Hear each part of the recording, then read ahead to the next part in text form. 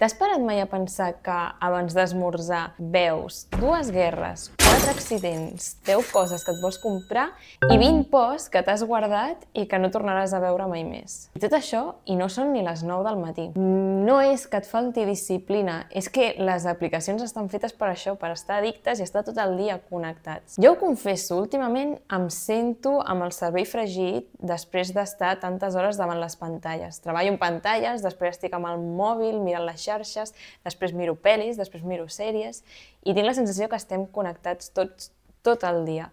I crec que el 2026 serà una mica això, aprendre a desconnectar-nos, a fer coses més manuals. Jo, per exemple, vaig començar aquest canal de YouTube a 2025 amb un parell de vídeos i després vaig decidir desaparèixer, perquè tenia la vida molt saturada d'informació i creia que crear contingut ara mateix no anava amb la meva persona. És a dir, per una banda ho volia fer i per això vaig començar amb aquesta sèrie de canviar la meva vida en 6 mesos, que ja parlarem això després, però per una banda volia, perquè clar, òbviament vaig començar i tenia moltes ganes i molta il·lusió en aquest petit projecte, però per altra creia que era molt una contradicció que em posés a crear contingut quan un dels meus objectius era baixar el temps en pantalles. No crec que les xarxes socials siguin dolentes de per si, són molt bones si les sabem utilitzar bé, en veritat. El problema és quan no decidim nosaltres utilitzar-les. El problema és quan vas allà per inèrcia. Per exemple, m'acaba de passar ara que després de dutxar-me, i sense voler, sense jo decidir-ho activament, he anat, he agafat el mòbil i m'he posat 10 minuts a Instagram. No ha sigut una acció conscient, ha sigut rutina. Aquests mesos de desconnexió ha servit per baixar bastant el meu temps d'ús de pantalla i a descobrir-me una mica a mi mateixa, en el sentit de que vaig venir aquí a Roma, que si voleu doncs pots anar a mirar els meus altres vídeos i tens una mica de context, però bàsicament m'he mudat aquí a Roma, he reduït les meves hores de la feina i a les tardes estic estudiant art. Llavors, al final era un canvi molt gran i jo crec que volia abarcar masses coses. En aquesta sèrie de canviar la meva vida en 6 mesos, volia canviar fitness, amistats, hobbies, estudis, tot de cop. I crec que això el que m'ha fet és saturar-me. I per què això té connexió amb aquest vídeo? Doncs perquè les xarxes ens han mostrat que tot és possible. És a dir, tu veus a Instagram, obres, les Instastories, aquest està viatjant, aquest ha anat a esquiar, aquest està obrint un projecte de ceràmica. Jo volia ser tota aquesta gent, volia fer-ho tot a la vegada, volia abarcar-ho tot, tenia molts fronts oberts.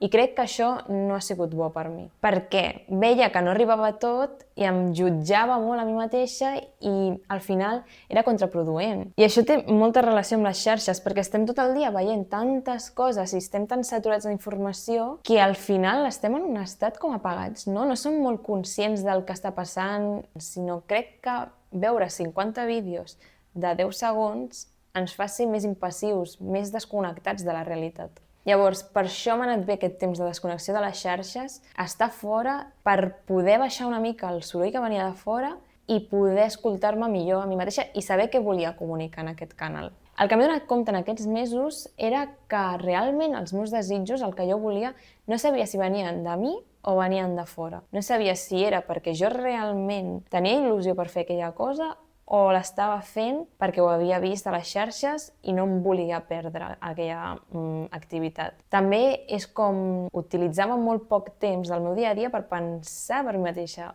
Si us reflexioneu, quants cops has estat sol a una habitació sense cap input, sense posar-te cap cançó, sense cap vídeo, o quants cops estàs esperant el bus o el metro i treus el mòbil per no estar sol amb els teus pensaments? O sigui, és molt forta aquesta cosa. Llavors, un hàbit que m'ha ajudat aquests mesos ha estat portar sempre una petita llibreta amb mi, ara no sé, crec que està al bolso, una petita llibreta amb mi on escrivia pensaments, o sigui, escrivia sense parar. Bàsicament tinc 10 minuts sense fer res i en comptes de treure el mòbil em posava amb la llibreta. I aquests moments de reflexió m'han ajudat molt, perquè jo abans era com, vale, acabo de veure aquesta pel·li, el primer que feia, mirar les reviews, vull llegir aquest llibre, abans de llegir-me'l, miro les reviews. I al final la curiositat no sap si neix d'un mateix o del que veus a les xarxes. Aquest 2026 intentaré molt estar present en el moment, és a dir, no fer dues coses a la vegada, potser doncs, cuinar amb silenci, llegir sense música del piano de fons, dibuixar sense una sèrie, tot aquest tipus de coses més manuals que crec que al final et connecten més amb tu mateix. Això ajuda molt a la creativitat, perquè al final per fer un vídeo, per dibuixar, doncs mires tutorials a YouTube, agafes informació pel vídeo que vols fer, agafes referències pels dibuixos, però llavors, en el moment de crear des de zero, un contingut des de zero, una obra des de zero, jo em bloquejava perquè no em venia res al cap. Però és que no em venia res al cap perquè tampoc li donava espai al meu cap a pensar i a crear. Llavors, en aquests moments de silenci és quan la creativitat comença a sortir de nou. Però com tot, ni les xarxes són tan dolentes ni les xarxes són tan bones. El problema no són les xarxes en si, sinó com les fas servir. O sigui, jo abans les utilitzava per omplir buits, per desconnectar de la vida i fins i tot és que dissociar de la vida i no estar present. Perquè doncs, m'avorria, la feina no m'agradava, m'estic esperant el bus i m'avorreixo, no m'agrada el que he de fer, llavors ho procrastino amb les xarxes i és tot un enrenou. Llavors, el que he estat aprenent aquests mesos és a fer-les servir més conscient.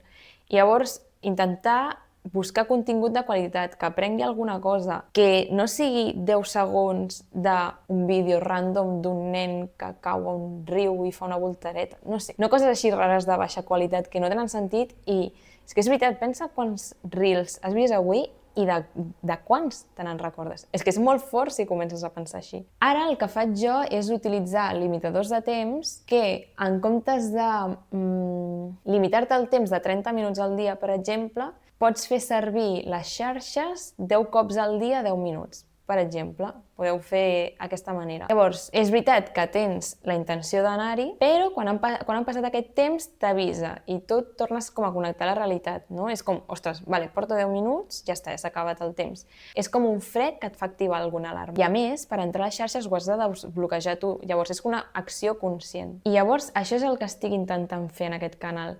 Estic intentant crear contingut que idealment et facin tancar l'ordinador i vagis a viure la teva vida. I aquest és el meu repte amb aquest canal, que és una mica incòmode i estrany, potser. Sí, però crec que pot ser guai crear una comunitat així a les xarxes socials. I res, això és el final del vídeo. Digue'm si tu també t'has sentit així i en parlem als comentaris. Adéu!